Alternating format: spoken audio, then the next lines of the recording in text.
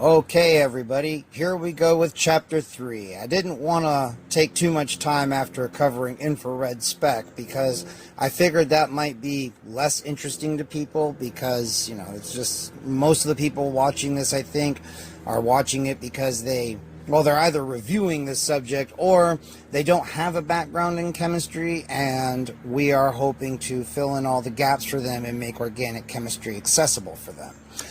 So acid-base reactions are stuff that, people are actually going to be using every day in their own amateur labs. I mean, we already all know this. I think everybody will agree with that. They are especially important in organic chemistry too. So, guys, this is something that is absolutely fundamental. And for those of you that don't have a background in chemistry, you're going to love this chapter because we're going to do an in-depth discussion of these motherfuckers, and you guys are going to get a thorough education in this shit. So, acid-base reactions, just like the textbook says, and I am going to be going through the textbook kind of slowly because I want to make sure everybody gets all of this. Many of the reactions that occur in organic chemistry are either acid-base reactions themselves or they involve an acid-base reaction at some stage, okay? And this is where you're going to start to see these curved arrow diagrams that we use to show how the mechanisms of how a reaction actually works, okay? And this isn't just some, educational illustration. It is, but this is actually what's going on, okay? Chemists over the decades have done their very best to get, real-time analyses of reactions happening, and there's all kinds of tricks you can do to figure out exactly what is the sequence of steps that a reaction undergoes and exactly how the hell does it happen. Knowing the how the hell does it actually happen is what allows you to do so much more, because once you know how it's happening, the whole series of steps that's involved, you start to see the patterns. This is how you achieve a much more fundamental understanding of this subject. Just repetition. So, we're going to start off talking about the two different definitions of acids and bases. The first one you are probably all familiar with, the Bronsted-Lowry definition of acids and bases. The Bronsted-Lowry acid is a substance that can donate or lose a proton. Now, the proton is just chemist speak for a hydrogen atom, okay? This is very important. I don't want people to be tripped up by this. There are never ever naked protons just floating around in solution, okay? A proton with no electrons is exceedingly fucking unhappy when there are things around that do have electrons. And I swear to God, the first chance it's going to get, it is going to gank one off of the first thing it fucking comes across that it can, alright? So, you're talking about an aqueous solution? No. There's not protons. These are just hydrogen atoms, okay? A Bronsted-Lowry base is a substance that can accept a proton, all right? And you see the nice little illustration here with water acting as a base, a proton acceptor, and an acid, hydrogen chloride, reacts with the water picks up the proton, becomes H3O, and you have the conjugate base, which is Cl, all right? So you start off with a base and an acid, they react. What was your base is now your conjugate acid. What was your acid is now your conjugate base. Very complicated, right? And it is really important that you know that in water, you have an acid that's an aqueous solution. This H3O is what is acting as the acid, okay? Sulfuric acid, hydrochloric acid, hydrofluoric acid, perchloric acid, it doesn't fucking matter. The part that's actually acting as an acid is H3O, alright? Cool. You can see here, when you bubble HCl gas through water, that's what's actually going on here. This is hydrochloric acid, alright? It is not this. It is this. These two things. Let's see. In this reaction, hydrogen chloride donates the proton, therefore it acts as a Bronsted-Lowry acid. Water accepts a proton from hydrogen chloride, thus water serves as a Bronsted-Lowry base. Okay? The products are a too much caffeine. The products are a motherfucker. The products are a hydronium ion, which is what H3O plus is called, and a chloride ion, okay? Hydronium is the counterpart to hydroxide, which is OH minus, all right? Water is weird. It can act as an acid or a base, okay? It is what we call amphoteric. See, just as we classify the reactants as either an acid or a base, we also classify the products in a specific way, which I already explained to you. All right. Hydrogen chloride is considered a strong acid because transfer of its proton in water proceeds essentially to completion. Other strong acids that completely transfer a proton when dissolved in water are hydrogen iodide, hydrogen bromide, and sulfuric acid, and also a whole fucking laundry list of others.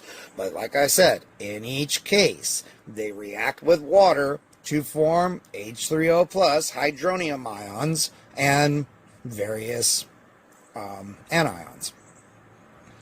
The extent to which an acid transfers protons to a base, such as water, is a measure of its strength as an acid. Acid strength is therefore a measure of the percentage of ionization and not of concentration. This is very, very, very important, okay? So the concentration can actually be higher than the acid strength because whatever bit that isn't ionized is not acting as an acid, because in water, hydronium is the thing that acts as an acid. Cool? And hydroxide is the thing that acts as a base. Again, in aqueous solution, this is as strong as it gets, is hydronium or hydroxide. So probably all the acids or bases you've ever seen, these are the active agents in it. For hydroxide, everybody already knows that, but for hydronium, it's possible people don't understand that that's the case. Now, things like hydrogen iodide and hydrogen bromide are called monoprotic acids, meaning they only have one proton that they can give up. Whereas you have an acid like sulfuric acid, it is called diprotic. It has two protons that it can give up. And it tells you here that transfer of the first proton from sulfuric acid to water occurs completely. So that's just, it goes to completion. There is no more H2SO4. It is all, bisulfate, HSO4.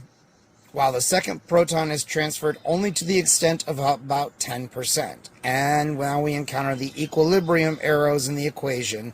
And this is an equilibrium arrow. It's where you have it going, to the right on the top and to the left on the bottom. And here what they're showing you is that since this reaction only occurs in about 10% of the sulfuric acid that's in the mix, most of it is staying as HSO4. They should have put HSO4 here. That's a typo. That has to be a typo. There shouldn't be H2SO4 here. It should be HS. It should be this here, because this is occurring in steps. So this step happens first, gives you this product. Then this product reacts with water to give you this.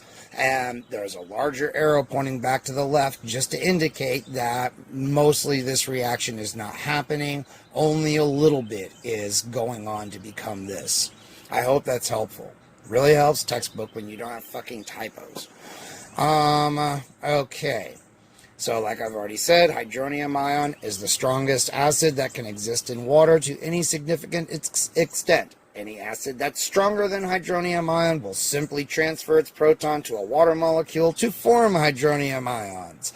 And with hydroxide ion, it's the same thing for bases. If you have a stronger base than hydroxide that you put in water, it will simply react with the water to form hydroxide ions. Neat, right? Let's see. Is this important? When an ionic compound dissolves in water, the ions are solvated. With sodium hydroxide, for example, the positive sodium ions are stabilized by interaction with unshared electron pairs of water molecules, like we have already seen. And the hydroxide ions are stabilized by hydrogen bonding of their unshared electron pairs with the partially positive hydrogens of the water molecules. We've already talked about this, but the textbook wants to remind you that this is what's happening.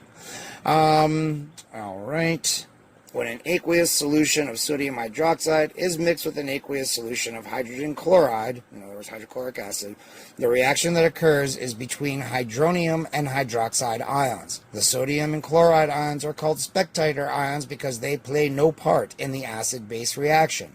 That's why you end up with sodium chloride. It's not because these guys react with each other, it's just because they're what's fucking left over after the hydroxide and the hydronium ions have gotten it on and reacted to form water. Alright? So, what we've just said about hydrochloric acid and aqueous sodium hydroxide is true when solutions of all aqueous strong acids and bases are mixed. The net ionic reaction is simply hydronium reacts with hydroxide to give you water. Woot! And now you know why these reactions always give you water and a salt. Pretty cool, right? Alright everybody, now we come to curved arrows. This is real important because you'll be seeing this for the rest of the course. I know we've already talked about it, but we're going to go over it again in more detail here. So you can see here, curved arrows show the directions of electron flow in a reaction mechanism. Alright, so something like this. Okay, so here are the rules. Draw the curved arrow so that it points from the source of an electron pair to the atom receiving the pair. Curved arrows can also show the movement of single electrons. I don't know if you guys remember, but I mentioned this in an earlier video. If you have an arrow like in the diagram like this, but it has only a single barb and not a double barb like this, that shows the movement of a single electron. When you have a double barbed arrow like this, that shows the movement of an electron pair. Okay, very important. Always show the flow of electrons from a site of higher electron density to a site of lower electron density. Okay? In other words, electrons want to get away from where you have a zone of high negative charge and get to where there is a zone of high positive charge. Never use curved arrows to show the movement of atoms.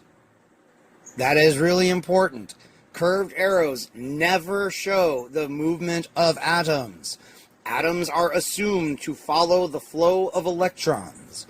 Make sure that the movement of electrons shown by the curved arrow does not violate the octet rule for elements in the second row of the periodic table. So we see it. This is the example that they're going to use to illustrate this. The reaction of hydrogen chloride with water. So hydrogen chloride gas being bubbled through water. Okay? So you can see here that we have a water molecule, and this is hydrogen chloride. This is the gas that's being bubbled through the water, right? You can see in hydrogen chloride, the chlorine's electron tyrant, so it is hoarding electron density towards itself.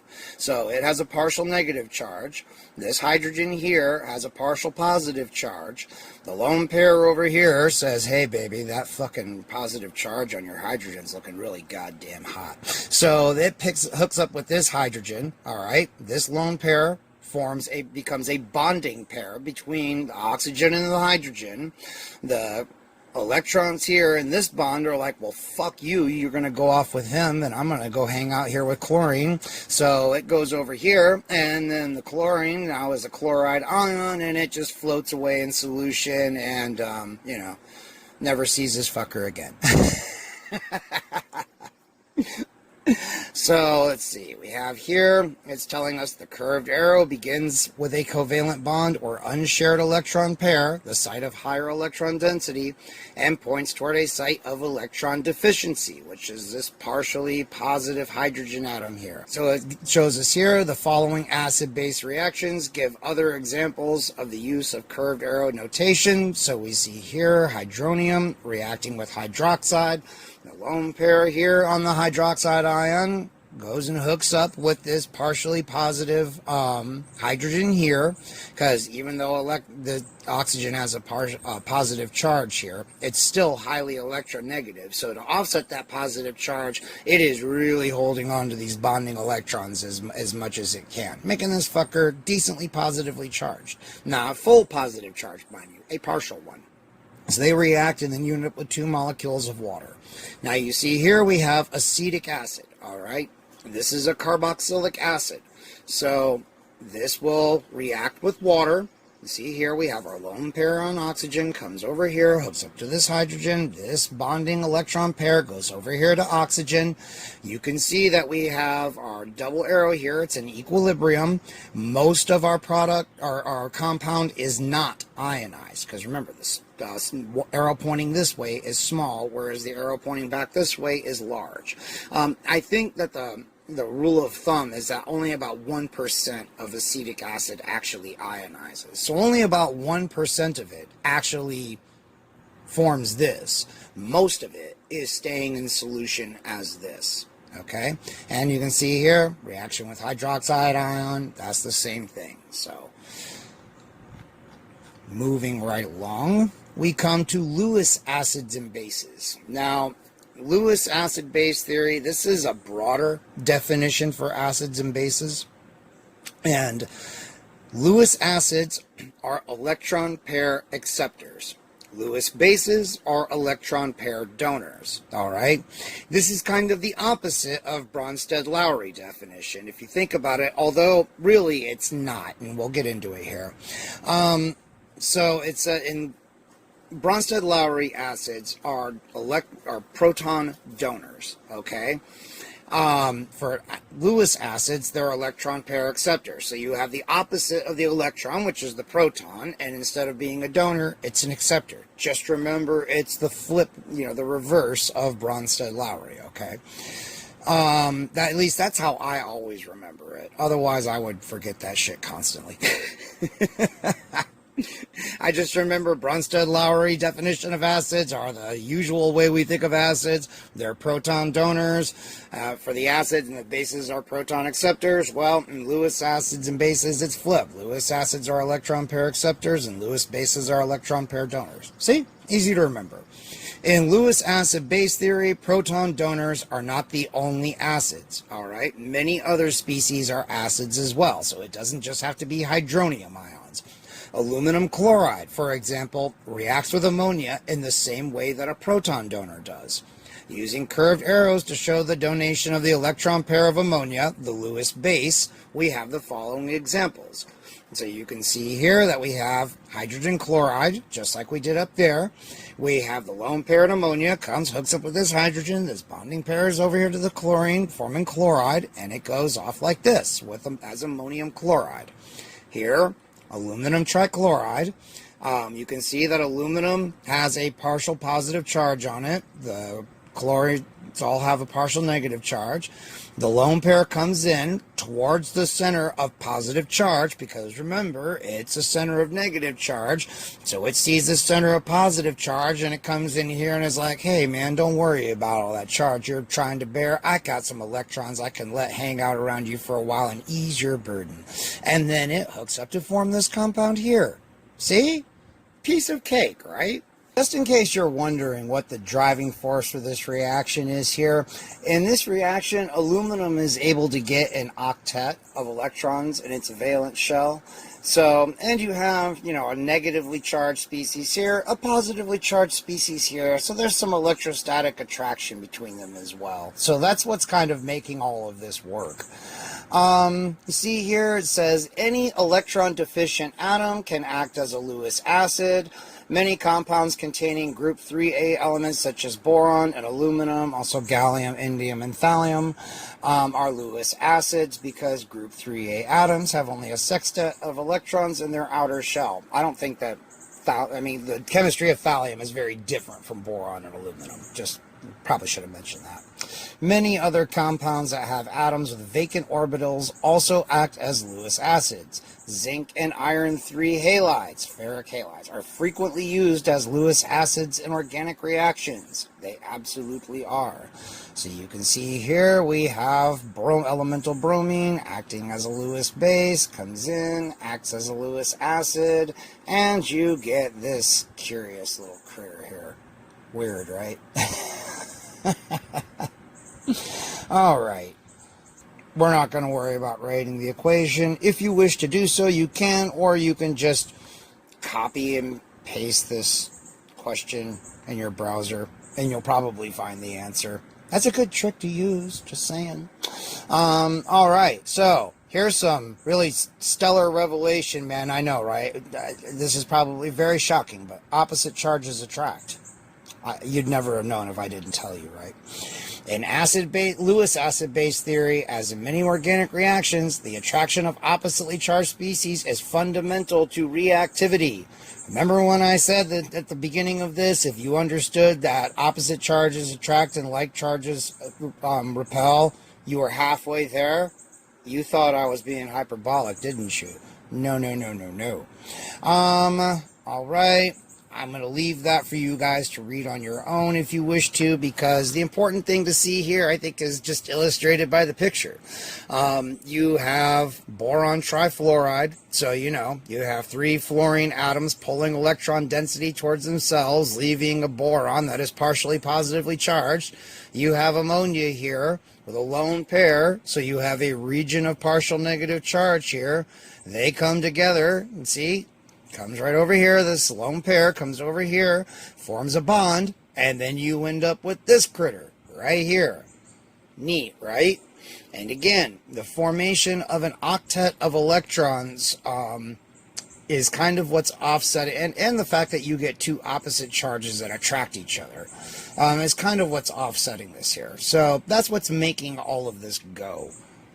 We're going to settle for that for now. It's more complicated than that, but we can go with that.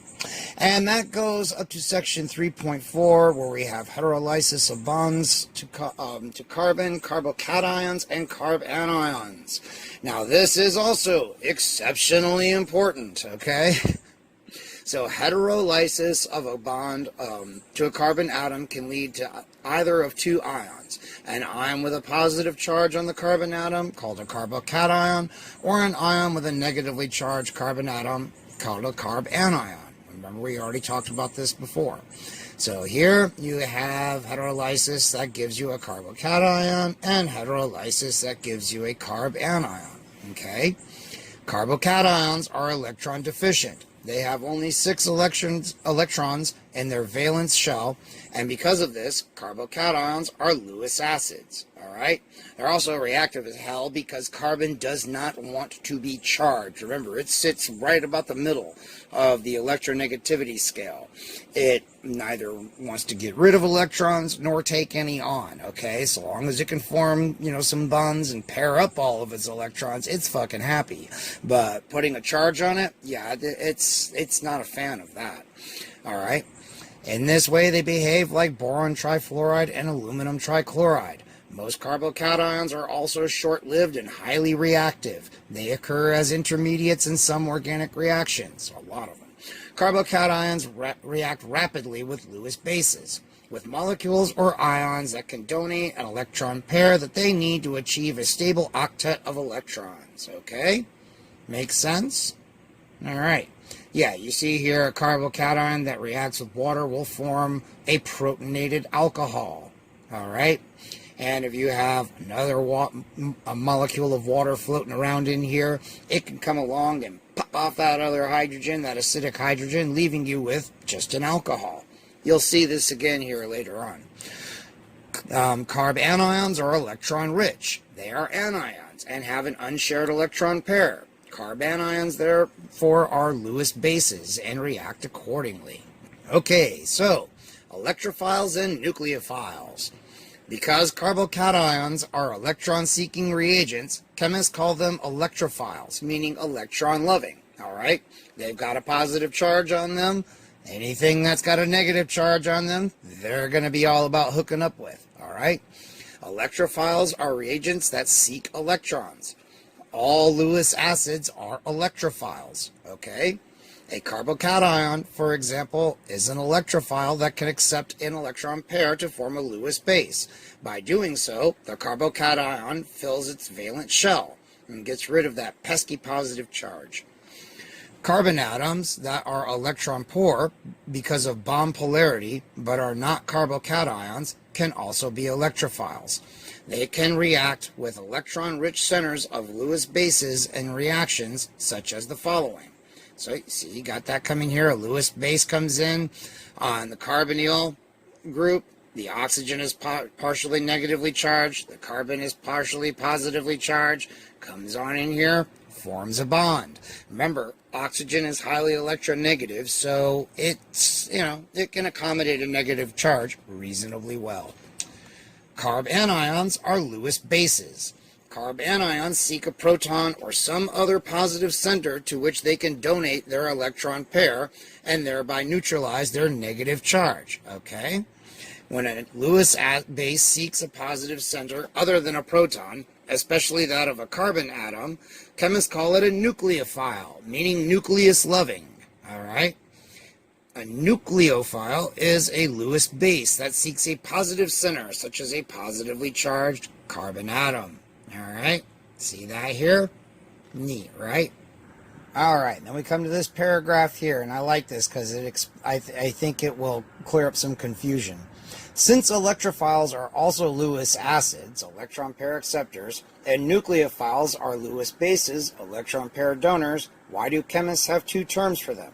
The answer is that Lewis acid and Lewis base are terms that are used generally, but when one or the other reacts to form a bond to a carbon atom, we usually call it an electrophile or a nucleophile. So it's just convention. It's just a different terminology, all right? I know that everything we've talked to up until now has been a lot of just basically nomenclature.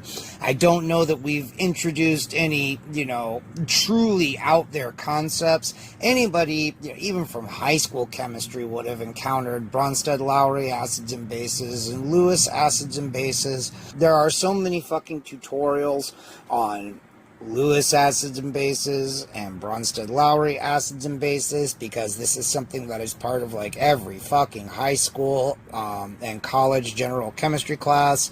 There's just a huge number of resources that are out there that can help you do more study on your own on these concepts.